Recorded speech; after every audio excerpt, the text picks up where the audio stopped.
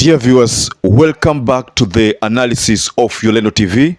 I hope you're well from wherever you're watching this channel. I'd like to start this session by appreciating you so much for making this channel grow.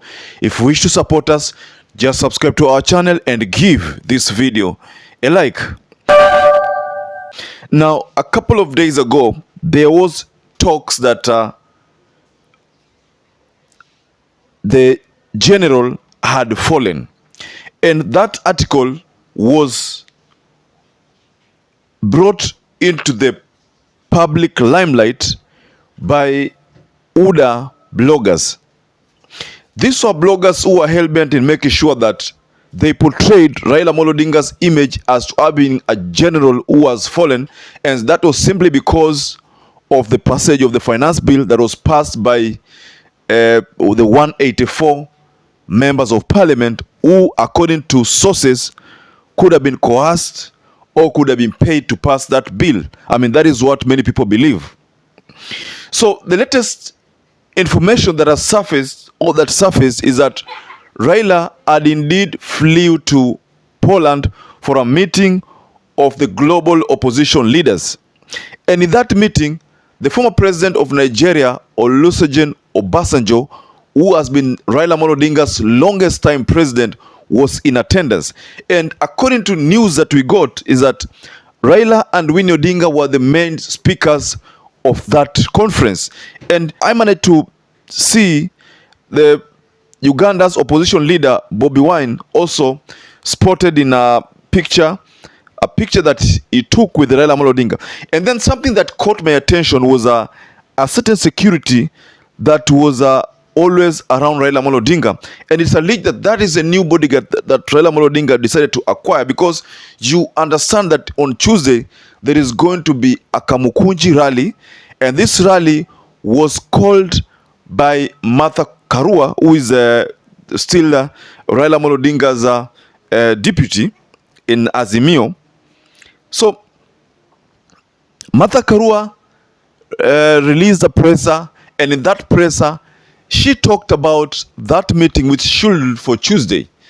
And think just to be precise on the date, is that it's going to be on 27th there, if I'm not wrong, of Tuesday. So the Kamukunji rally is supposed to be a Kamukunji declaration on this latest event that is in line with the finance bill that was forcefully passed by the parliament.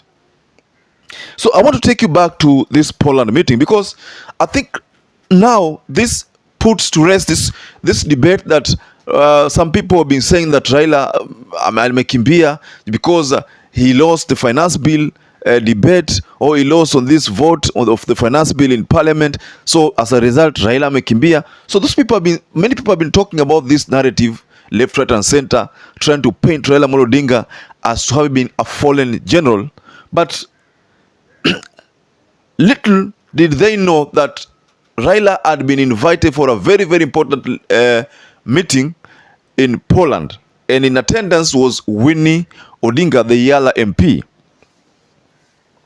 So it's alleged that Robert Kyagulanyi Bobi Wine was also in attendance, and he shared a photo of him and Raila Amolo Odinga.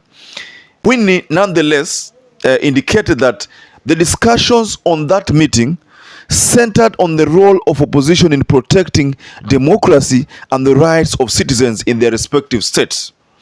And this is what Winnie said. Today we met with opposition leaders and freedom fighters from all over the world in Gdańsk, Poland, for a roundtable discussion under the theme Rolling Back Authoritarianism. It is always great to reconnect and assess the progress of the right or of the fight for freedom and democracy internationally. This is a fight we must win. That is part of Winnie Odinga's statement. So, like I said, also in attendance was the former president of Nigeria, Olusegun Obasanjo.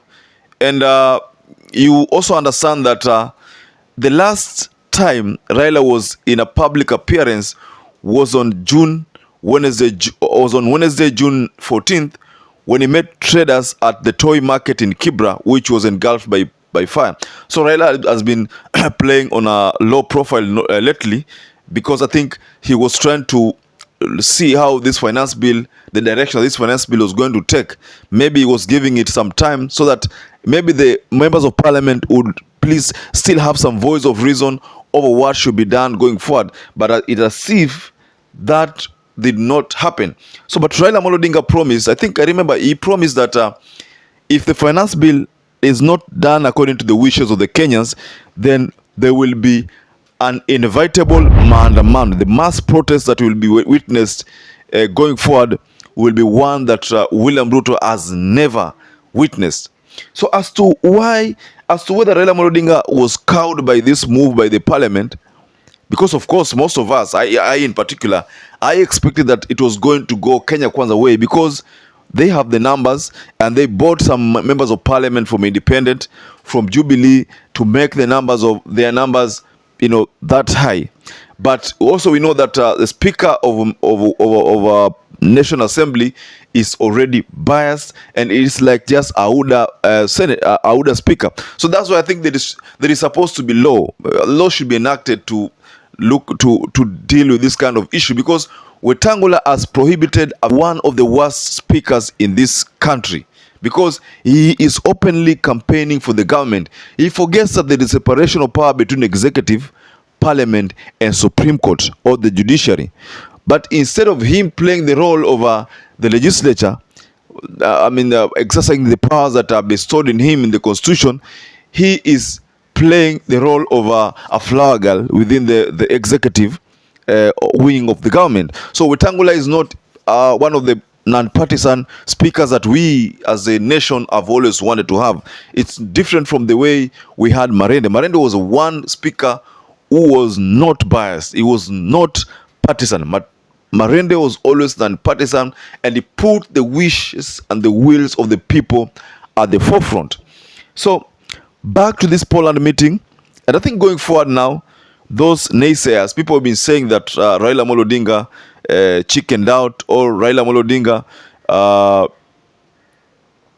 was afraid, or rather felt like it was the end for him. I think these people should now have their story put to rest, because now it is out there that Raila Amolo Odinga had attended a very, very crucial meeting, and there was every right for Martha Karua to be the one to unleash that statement, because she is the deputy to Raila Amolo Odinga in matters of Azimio. Of course, we know Kalonzo Musyoka is highly ranked in the society, but in matters of the past election, then I think Martha Karua comes second, because again, the idea there was to just have some gender balancing kind of equation.